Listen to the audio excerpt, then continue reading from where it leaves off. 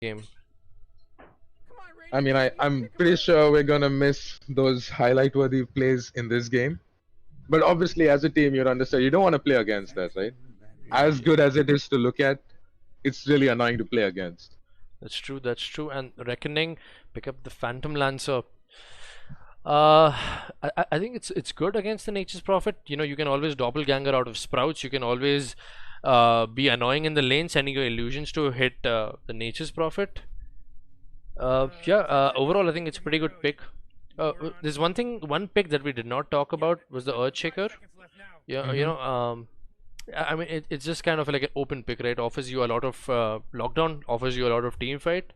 If Luffy can have a good game and pick up an early blink dagger, along with the Bat Rider, he can just create havoc on the side of Yangon Galacticos. And also, he's one of the biggest counters to the Phantom Lancer, right? So you don't want to play against it, so you just deny the hero and you pick it for yourself. Yeah, Because it offers all the things you mentioned. yeah, and we see the Void Spirit being picked up by the Yangon Galacticos. Uh, did Yangon Galacticos run a Void Spirit in the last I match? think it's been a staple pick for them throughout this tournament, if I'm not wrong. Yeah, yesterday we saw Void Spirit being played in the position 4 by No Chance. Didn't work out for Chance. Sleepy Boys. But I think it's going to be a core Void Spirit, right? I mean, it's like a reactive pick to the Phantom Lancer. But they're taking their time, you know, thinking about the fourth pick. Yeah, I mean, talking about Reckoning, right? There's one thing that it's not very, it's like not common knowledge to the people the viewers who are watching.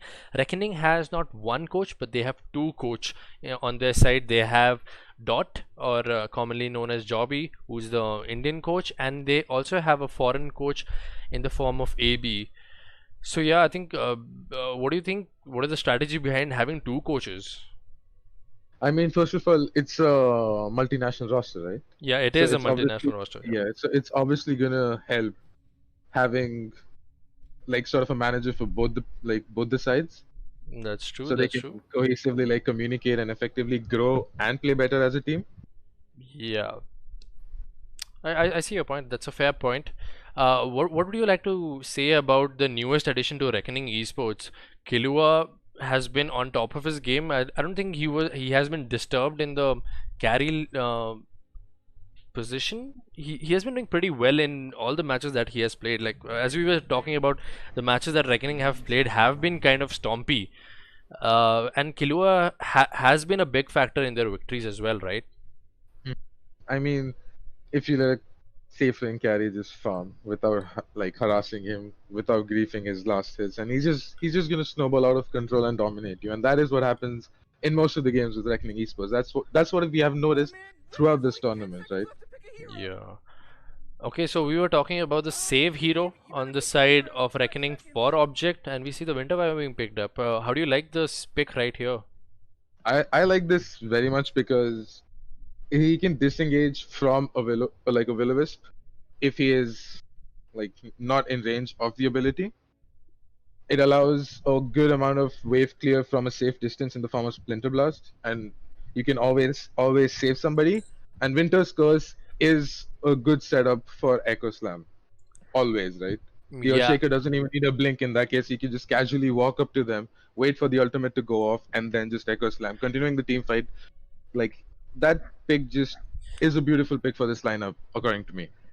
you know, I have seen the pick in my bracket, and usually what happens is I end up echoing the Winter's Curse, and it just there's no damage after that, and it's pretty embarrassing. I hope we don't get to see that kind of plays coming out from Reckoning Esports. I'm pretty sure these I guys mean are that the best of the best, so they won't be making such mistakes. I mean that's why you're casting, right? Oh man, that was rough, man. That was rough. Okay, they pick up the Pangolier.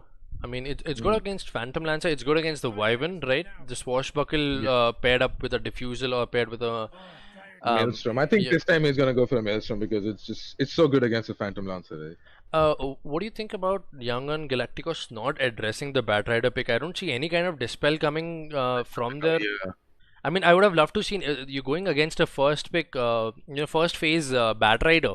Like, you can just pick a hero which denies the ability of this hero. They do not pick a carry. I mean, I think. Do you think this is they're gonna pick a carry in the end? And this is gonna be a Uh, position 4 Pangolier? I'm a I little mean, confused. you could always play a carry Venge, right?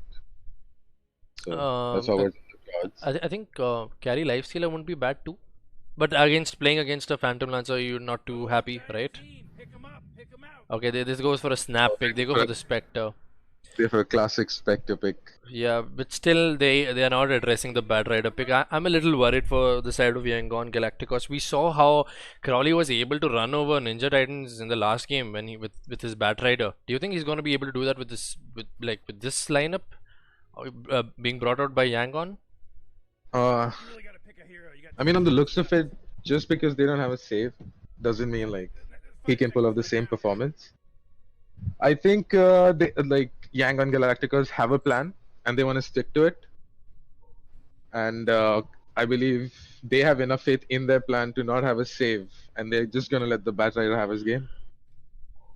Okay, looking at the heroes from the side of Yangon Galacticos, who do you think goes where? Do you think it's going to be a 4 Void Spirit or a 4 Pangolier?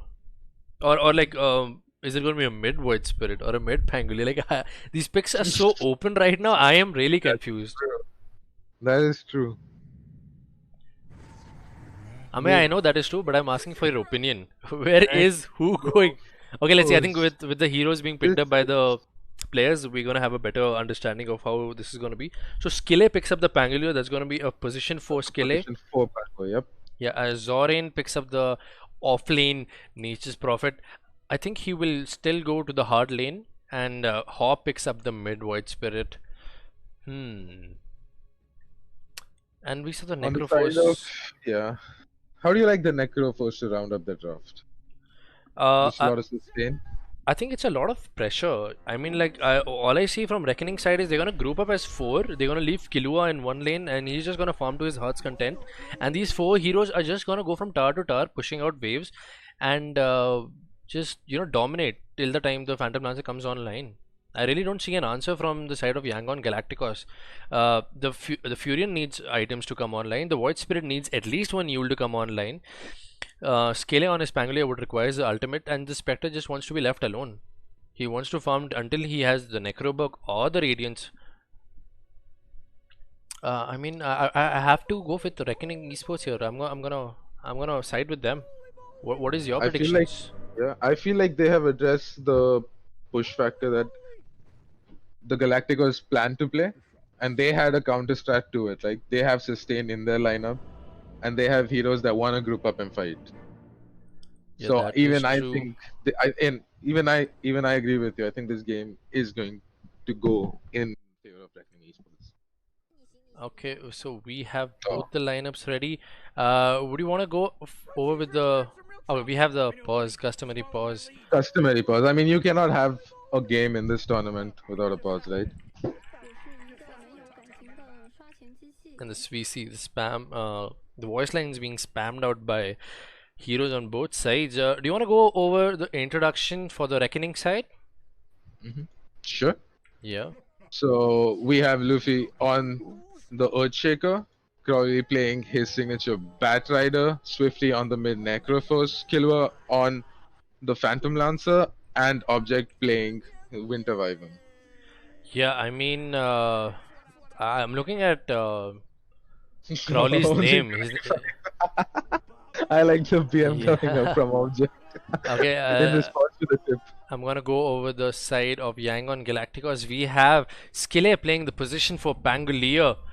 Haw playing the mid Void Spirit. We see a lot of tips being put out on Object. I On don't know, Object and we right see a now, lot of and there's a lot of bounties. bounties Oh, too. I don't know. I This is like some kind this. of beef. I like this. Yeah, Zorin playing the Nature's Prophet. He picks up a Blightstone as gonna be a pain for the Phantom Lancer. We see Lun playing the Keeper of the Light, who has been very good for his side, a very influential and one of my favorites on the side of Young and Galacticos.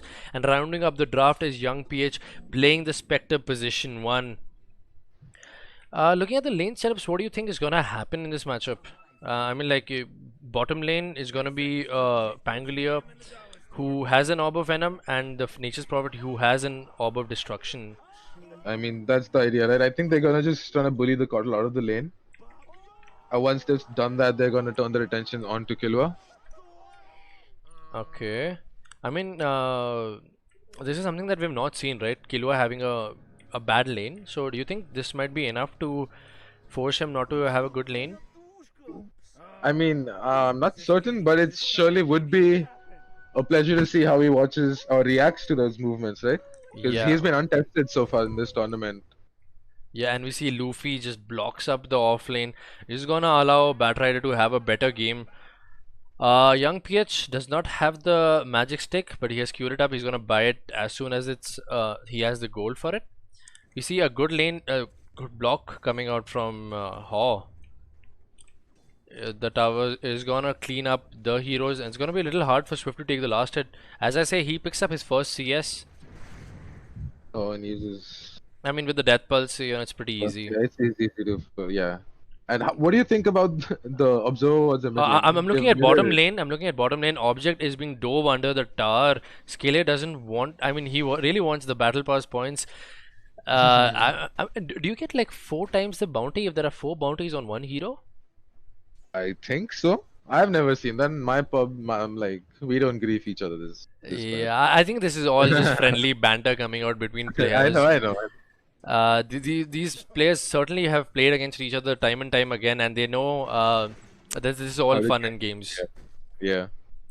Or maybe it's psychological, you never know. Try to Yeah. get into each other's heads. Okay. So I'm looking at top lane. Crowley pulls out the Firefly, gets blocked by the fissure. I think Young PH is still fine. He's gonna take some He's not gonna damage. dive under the tower right now. That's too risky. I think he's gonna wait for a couple, like another level or a couple of levels before he's gonna attempt diving that. And at that time, I think the Spectre is gonna die. Yeah, I'm looking at the mid lane and I realize that the last pick, Necroforce, coming out from the side of Reckoning, is walking out. We see 11 creeps being taken up by Swifty against 3 creeps from Haw. I mean, like, right? The Necroforce is a pain in the ass to be laning against, and we see that Swifty is doing what he's supposed to be doing. He's zoning out Haw, and he's taking all the creeps. He's going to be All the- denying a bunch of them too.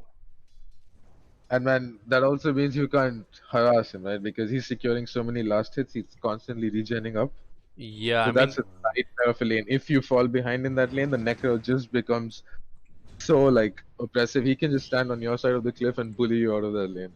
yeah, as I was talking about the Void Spirit, right? He likes to be in your face. Use the Resonant Pulse and trade hits, but you really can't do that against a Necroforce, right?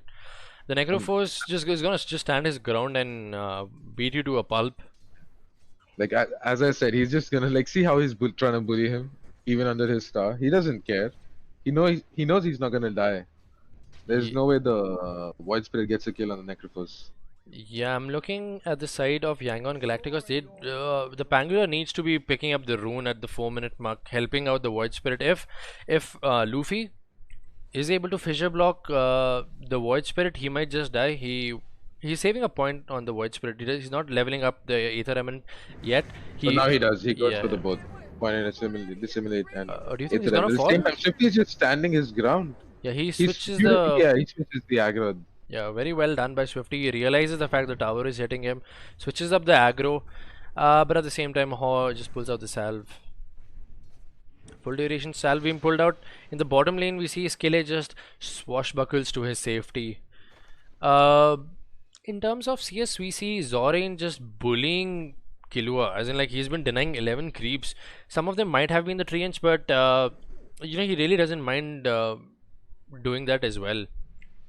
And Skele is just gonna stop Object from pulling the wave. The wave is not in a favorable condition for the Reckoning side. But at the same time, you see how the Necrophos has bullied the Void Spirit. Yeah. He's been made to walk all the way back. That's so much lost time. Now he's gonna TP back. Yeah, and we see that Luffy, when you play the Batrider, you just allow your position to get out of the lane and pick up the bounty runes, help out the mid laner, and Luffy does that. He's just gonna chase Lone away from the lane. I mean, very stagnant laning phase, like in the first 4 Yeah, we minutes. still haven't seen a first blood come out. Not a lot of aggression from either of the sides. They're content with farming. Yeah, right now, I but guess. I'm looking at the levels on Oh, Swifty. they're going on the like on the Nature's Prophet on the bottom lane. No, I think Killua it's died fine. I think on it's the. fine. Oh, I think they're gonna get the kill on skill.